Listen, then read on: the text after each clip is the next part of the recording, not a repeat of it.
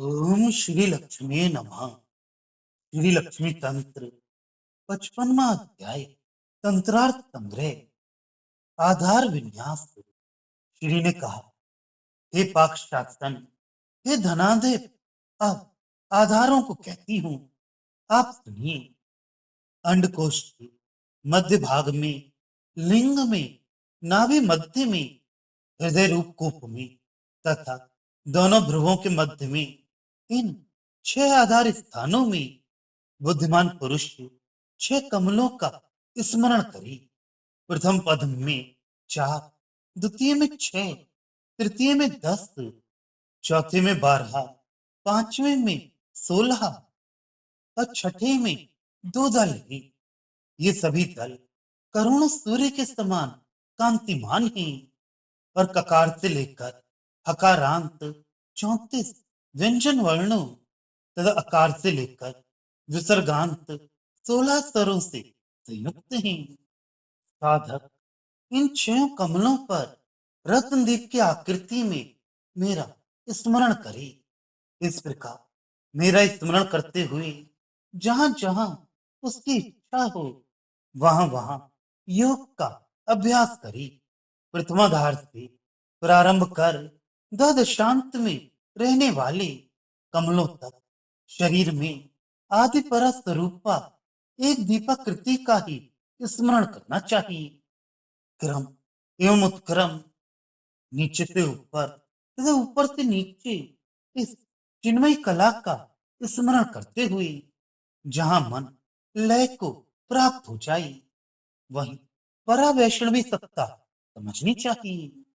यदि देह बंध की इच्छा हो तो हे इंद्र, मेरे देह के विषय में सुनिए। एक हृदय में जल स्वरूप महेंद्र मंडप का स्मरण करे, जिसमें 4 द्वार हों। उन द्वारों पर द्वारपालिकाओं का स्मरण करे।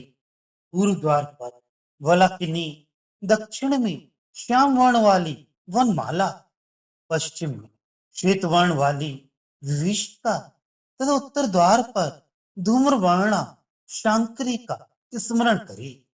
तदनंतर उस मंडप के मध्य में सहस्त्रों सूर्य के समान प्रभा वाले कर्णिका एवं केशरों से उज्जवल वर्ण वाले अष्टपत्र कमल का स्मरण करना चाहिए। उस अष्टपत्र कमल के पूर्व दिशा में रहने वाले पत्र पर वासुदेव का, दक्षिण दिशा में स्थित पत्र पर संकर्षण का, पश्चिम दल पर प्रद्युम्न का तथा उत्तर दिशा के पत्र पर अनिरुद्ध का स्मरण करे। ये सभी शंख चक्र धारण किए हुए वनमाला से विभूषित हैं। युग के अनुसार तत्त वर्ण की कांति से संयुक्त हैं। उन्हें मेरे समक्ष स्थित हुए ध्यान करें। फिर कोणों पर स्थित कलश सुधा से मेरा अभिषेक करने वाले गुलगुल, गुरर्ण, मदन तथा सलिल नामक 4 गजेंद्रों का स्मरण करें। तदनंतर कर्णिका के बीच के मध्य में रहने वाली तप्त स्वर्ण के समान दैदीप्यमान अपने 2 हाथों में 2 कमल धारण की हुई मुझ सर्वलोक महेश्वरी का स्मरण करें।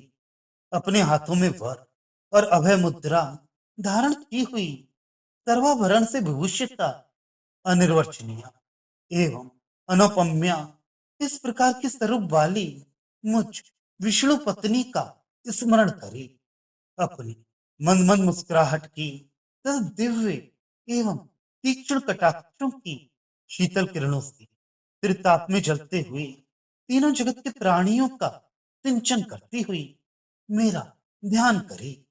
तदनंतर इस प्रकार की स्वरूप वाली मुझ परमेश्वरी का साधक ज्ञान से भोगों को उत्पन्न कर ब्रह्मानंद में मत स्वरूप वाले तथा सर्वदा दोष रहित उन भोगों से मेरा यजन करे।